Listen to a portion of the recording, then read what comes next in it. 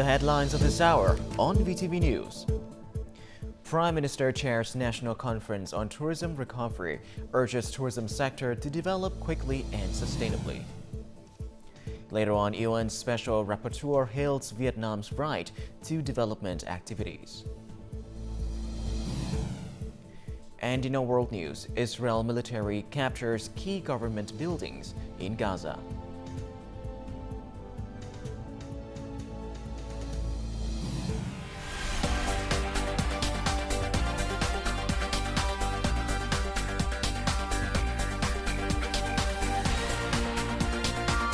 Broadcasting from Hanoi, the capital of Vietnam. VTV News starts right now. Good morning. It is currently 8 a.m. local time, and you're tuning in to 30 minutes of VTV News. I'm Dylan Lê with the latest updates. Now, State President Võ Văn Thưởng and his spouse met with Vietnamese representative agencies in the U.S. This president highly appreciated the efforts of the diplomatic sector in overcoming challenges and contributing to the country's remarkable achievements in foreign affairs. The upcoming APEC summit presents a significant opportunity to enhance and strengthen cooperation between Vietnam and numerous countries worldwide. Therefore, the state president has provided specific instructions to each Vietnamese representative agency in the United States. The Vietnamese embassy in Washington and the two consulates general have been tasked with actively implementing the joint statement on comprehensive strategic partnership and promoting Vietnam-U.S. bilateral relations, particularly in the high-tech field. Additionally, the country's permanent mission to the United Nations has been urged to further consolidate and enhance its role in multilateral mechanisms and forums.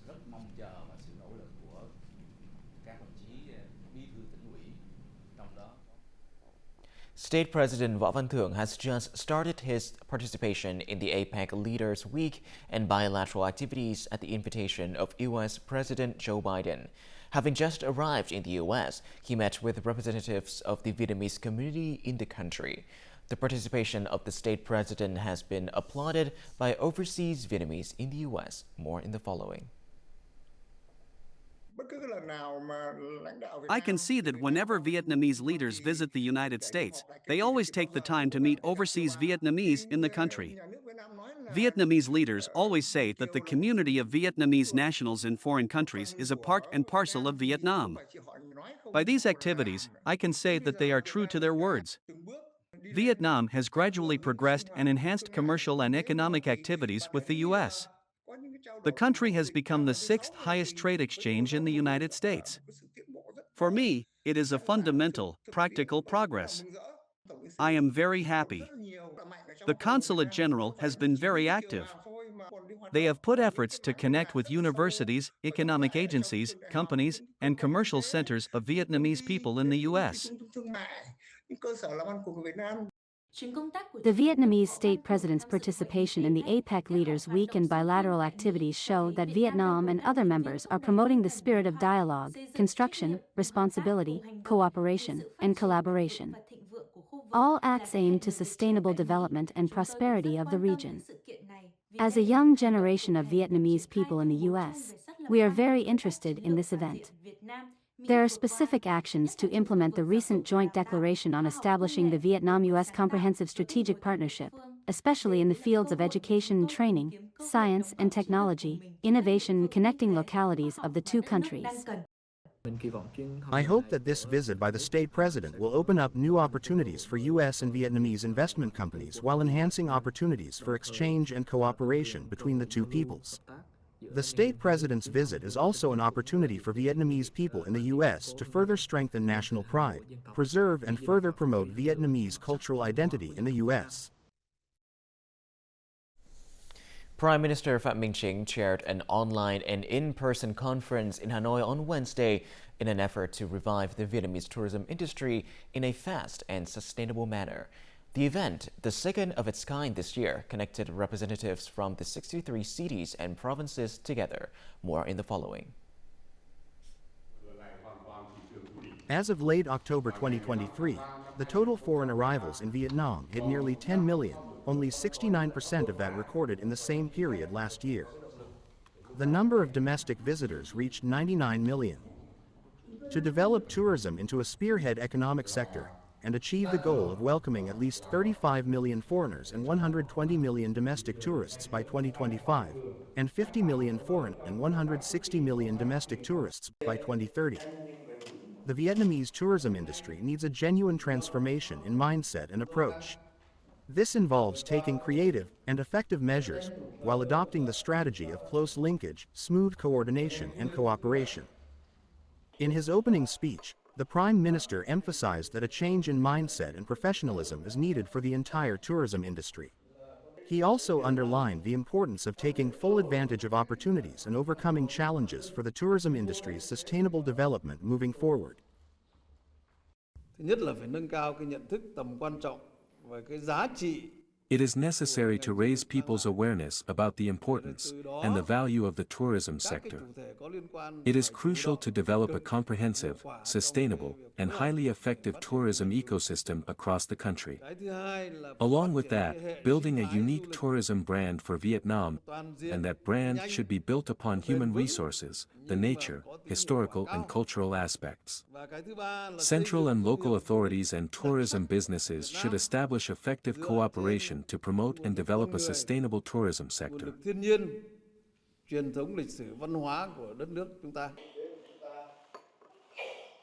The Prime Minister called for breakthrough solutions by researchers and experts to be implemented as a way of removing hurdles to develop the tourism industry sustainably.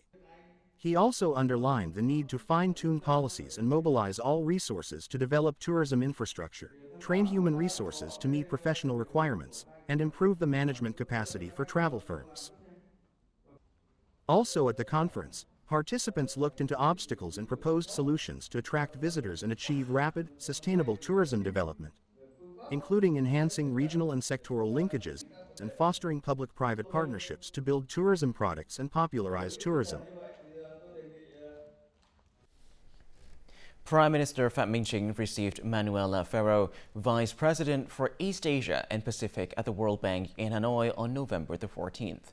The Prime Minister hopes that the World Bank will assist Vietnam in providing loans with low interest rates for key, large-scale infrastructure projects focusing on transportation and urban development, digital transformation, renewable energy, smart agriculture, as well as climate change response. The leader also asked the World Bank to closely work with the government to speed up project implementation and streamline procedures. Vice President Manuela Ferrero, for her part, said the World Bank is actively coordinating with ministries and agencies to identify large and key projects that the two sides will focus on cooperation in the coming time. The two sides are preparing to undertake 29 projects worth about $2.4 billion sourced from World Bank loans. Prime Minister Phie also hosted a reception for visiting Hungarian Justice Minister Tuzon Benz in Hanoi on November the 15th.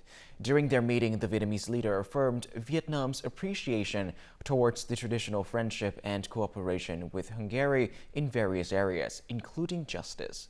The Prime Minister said Vietnam is perfecting a law-governed socialist state of the people, by the people, for the people, and hopes that Hungary would assist Vietnam in using science and technology, digital transformation, and artificial intelligence in lawmaking, training human resources in the judicial sector, and sharing experiences between judicial agencies.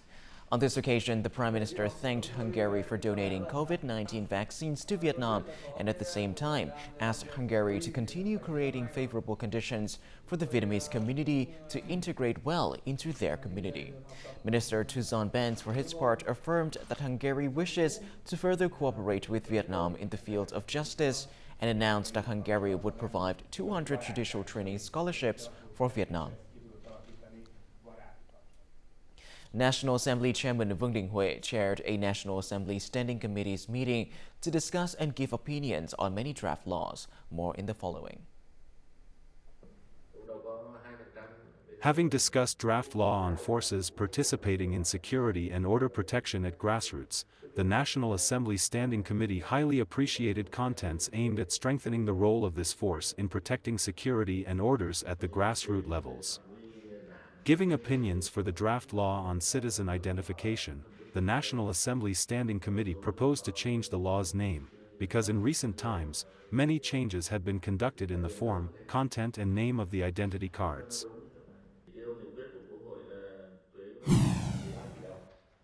The National Assembly Standing Committee also commented on the draft resolution on thematic supervision of 3 national target programs on new rural construction, sustainable poverty reduction, and the socio-economic development program for ethnic groups and people in mountainous areas. The National Assembly Standing Committee basically agrees with the promulgation of the resolution on a special mechanism in an abridged form to remove difficulties and obstacles and speed up the implementation of the national target programs. Regarding the proposal to extend the undisbursed capital until 2024, the National Assembly Standing Committee suggested the government develop a dossier to submit to the National Assembly at the next session. Earlier on the same day, the National Assembly Standing Committee gave opinions on reducing value-added tax. The National Assembly Standing Committee also commented on adjusting many contents of Resolution 53 on the feasibility study report on the project on land recovery, compensation, assistance, and resettlement for the construction of Long Thank International Airport. The contents of the draft resolution on the imposition of top-up corporate income tax under the global anti-base erosion rules were also discussed.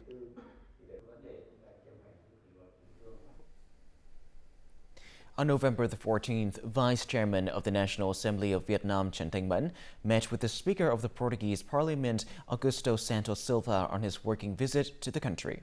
During the meeting, the Portuguese leader emphasized the needs for both countries to strengthen bilateral cooperation in various areas, especially the economy, and regarded Vietnam as an important partner in Portugal's foreign policy in Asia. In response, Vice Chairman of the National Assembly Trần Thanh Mẫn affirmed that Vietnam wishes to develop relations with the European Union and its members, including Portugal. As for economic and trade cooperation, the Vice Chairman proposed that the two sides maximize opportunities from the EU-Vietnam Free Trade Agreement (EVFTA) to improve trade turnover, striving to raise two-way trade turnover to $1 billion annually in the near future. He suggested that Portugal support and urged the European Commission to soon remove the yellow card on IUU fishing against Vietnamese seafood, taking into account the country's efforts in fully and strictly implementing the EC recommendations on sustainable fisheries development. Vietnam will play a more active role in cooperation between ASEAN and the U.S., especially within the framework of the ASEAN Defense Ministers Meeting Plus, ADMM Plus, said the Minister of National Defense, General Phan Van Giang, while addressing the ASEAN-U.S. Defense Ministers' informal meeting in Indonesia in November 15th. General Phan Van Giang praised the U.S. commitment to supporting ASEAN's centrality and promoting comprehensive cooperation with the region, especially in economy, trade, investment, and science technology. Along with other ASEAN ministers, the Vietnamese leader affirmed that with its central role, ASEAN stands ready to cooperate with the U.S. and other partners to handle these challenges. For his part, U.S. Defense Secretary Lloyd Austin noted his hope for more effective, substantive defense cooperation with ASEAN for regional peace and security through joint exercises or the U.S.-ASEAN Emerging Defense Leaders Program. On the sidelines of the meeting, General Phan Van Giang and U.S. Defense Secretary also met to discuss measures to promote bilateral defense cooperation, focusing on war consequences, settlement, and humanitarian aid in Vietnam. Vietnamese Minister of Foreign Affairs Bùi Thanh Sơn proposed 3 priorities for Asia-Pacific Economic Cooperation, or APEC, collaboration at the 34th APEC Ministerial Meeting, AMM, in San Francisco on November the 14th. Firstly, Minister Bùi Thanh Sơn stressed the need to strengthen cooperation in climate change and green growth. Secondly, the Vietnamese minister emphasized the importance of making the most of advances in science and technology to serve sustainable growth. And thirdly, the Vietnamese leader said it is essential to take people as the center of APEC cooperation. APEC ministers emphasized the need to continue promoting regional economic integration towards the free trade area of the Asia-Pacific FTAAP, enhancing member capacity to implement trade agreements and to strengthen safe, resilient, sustainable, and open supply chains.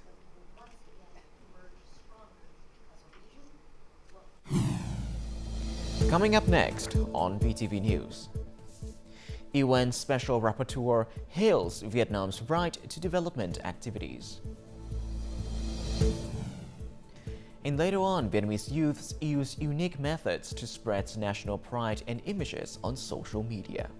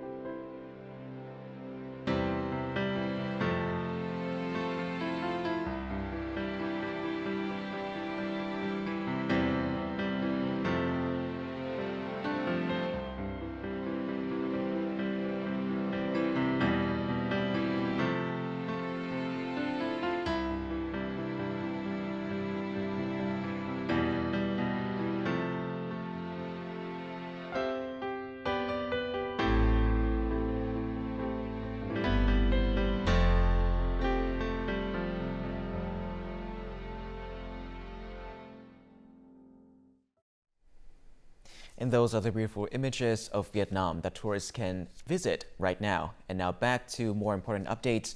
At the invitation of Vietnamese Ministry of Foreign Affairs, the United Nations Special Rapporteur on the Right to Development, Surya Deva, paid an official visit to Vietnam from September the 6th to 15th. On September the 15th, he attended the press conference at the headquarters of UN in Vietnam. At the conference, he highly appreciated the economic development and poverty reduction situation in Vietnam. He praised Vietnamese government's efforts to create more job opportunities and increase the social welfare coverage. He suggested that Vietnam needs to improve the progress of current project approval to well implement sustainable goals. During the visit, the United Nations Special Rapporteur on the Right to Development held working sessions with several governmental offices, businesses, and visited some projects in localities to gain more understanding of achievements, challenges, and cooperation needs of Vietnam in the field of the right to development. He will make his report to UN Human Rights Council on September 2024.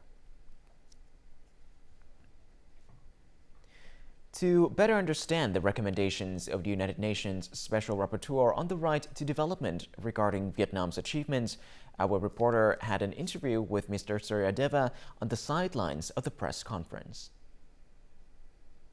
Well, thank you for joining our interview today. Well, please share more about the concept of the right to development and the relationship between this right and sustainable development. And what recommendation do you have for Vietnam and other countries to address common global challenges in ensuring this right? So, right to development has a key instrument at the international level. This is the Declaration on Right to Development, which was adopted in 1986. And that declaration articulates the 4 dimensions of right to development: economic, social, political, and cultural. I think in terms of political commitment, it is very clear that the government is committed to ensuring that people of ethnic minorities are not left behind. They have all the development aspirations and opportunities. Public services are accessible to them. So in terms of commitment, I think that is definitely there. The government has made progress in relation to certain sustainable development goals than the other. Poverty reduction is definitely one of those. Then in terms of access to water and sanitation, also significant progress has been made. We can also see progress in terms of infrastructure, developing innovation and technology. I think I see progress in terms of some laws are there in place to involve people in consultation. And I think the government of Vietnam needs to do more in terms of this participation approach. What is your assessment of Vietnam initiative and highlights as a member of United Nations Human Rights Council for the 2023-2025 terms and Vietnam participation in the Universal Periodic Review UPR? I very much hope that the government of Vietnam plays the leadership role going forward, because it's a growing economy. We have vibrant youth population, and this is a good opportunity for Vietnam to lead from the front, I would say. But also in relation to human rights, they should lead from the front. And I am optimistic. They can also share peer learning. if they have got something right here in terms of, let us say, reducing poverty or achieving gender equality, Vietnam can share that with other countries in Asia. Well, once again, thank you for joining Interview with Vietnam Television. Prolonged heavy rains have hit the central region in recent days, causing water levels in many rivers to rise sharply. In Guangxi province, the heavy rainfall of more than 600 millimeters has submerged low-lying areas in many regions. Local authorities have deployed task forces to support in rescuing and evacuating residents to safer places. Severe flooding caused by prolonged heavy rains has isolated more than 800 people in Xuân Lân Commune, Hai Lăng district. Major roads and all houses have been submerged.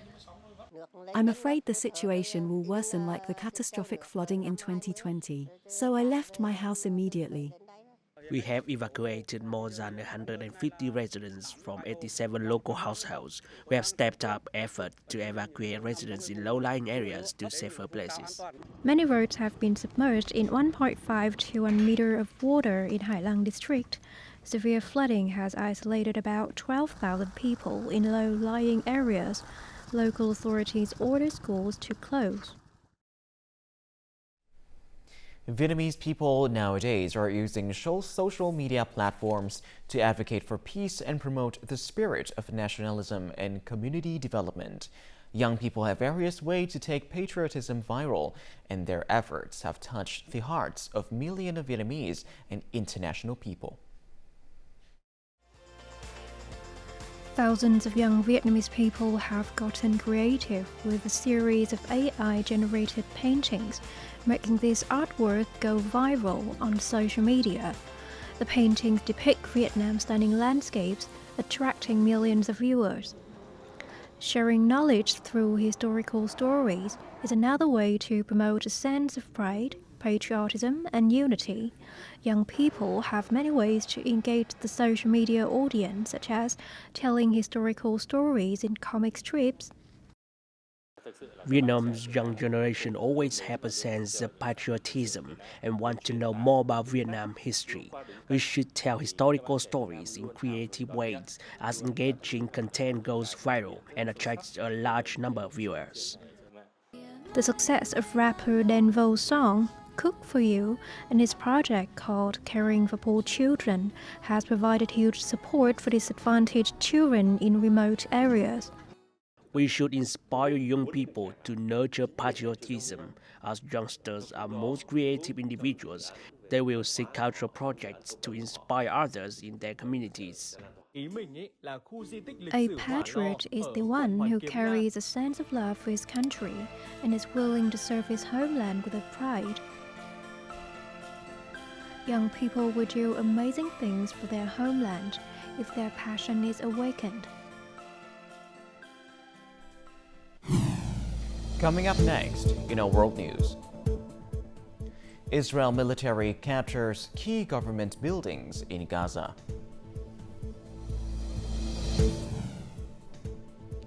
And later on, countries' leaders negotiate on global plastics treaty. Moving on to our world news, Israel announced it had seized broader control of northern Gaza on Tuesday. The Israeli military has deployed fighter jets and warships to attack more than 200 targets in Gaza. According to the Israeli Ministry of Defense, Israeli forces are in control of the center of Gaza City. Military units took over the Hamas parliament, the government building, and police headquarters. They also took over an engineering faculty that serves as an institute for the production and development of weapons for Hamas. Israel will continue to intensify its attack campaign in Gaza as it aims to defeat Hamas. According to the Japanese government's data on Wednesday, Japan's economy shrank 2.1% in July to September from the previous quarter on an annualized basis, which was worse than market estimates and falling for the first time in 3 quarters. One of the contributing factors to the GDP decline was weaker than expected domestic capital expenditure. Additionally, there was a significant decline in private demand, with household spending, retail consumption, and private investment slowing down amidst relatively high inflation and a weakening yen. Private consumption in Japan saw a 0.2% decline in the third quarter compared to the previous quarter, as both domestic and foreign demand weighed on the economy. Private consumption now accounts for more than half of Japan's annual economic activity and is a pivotal factor influencing GDP movements. The Bank of Japan is expected to delay the normalization of monetary policy due to the country's economic slowdown. The third session of the Intergovernmental Negotiating Committee to develop an international legally binding instrument on plastic pollution, including in the marine environment, is taking place in the Kenyan capital, Nairobi. At the meeting, leaders tried to address the scourge of pollution resulting from more than 400 million metric tons of plastic waste produced each year. Last year, some 175 countries agreed to conclude a United Nations treaty to address the plastic blighting the world's oceans, floating in the atmosphere and infiltrating the bodies of animals and humans. While there is broad consensus a treaty is needed, there are very different opinions about what should be in it. This year's meeting is expected to step up joint efforts in the fight against plastic pollution. A recent report by the Worldwide Fund for Nature is sounding the alarm on the hidden costs of plastic pollution. The report sheds light on environmental, health, and economic consequences caused by plastic pollution, revealing the dire situation faced by countries such as Kenya. According to the Worldwide Fund for Nature, low-income countries bear a burden up to 10 times higher than their wealthier counterparts. At this dump site in Kenya capital Nairobi, plastic waste is everywhere. Can you imagine a country like Kenya, which is in the category of low-medium income country, has to spend $150 to $200 to manage 1 kilo of plastic, compared to a developed, wealthy country that will only need to spend $19 to manage that kilo of plastic. And most importantly, Kenya is not even on the table in terms of design and in terms of limiting the production of this plastic. The report identifies 3 structural inequities amplifying the impact on low and middle-income nations. Firstly, these countries have minimal influence over the production and design decisions of plastic products, which are primarily made in countries with extensive plastic production and by multinational companies headquartered elsewhere. A lot of the decisions around plastic production and design is actually determined in far-flung countries, the richer countries, and then the impact is felt much more on the ground in low and middle-income countries. The second inequity highlighted is the rapid rate of plastic production, particularly single-use plastics, surpassing the technical and financial resources available for waste management in low and middle-income countries. The third inequity is the absence of a fair mechanism to hold countries and companies accountable for their actions or perhaps inaction on plastic pollution. And before I say goodbye, let's have a look at the weather forecast.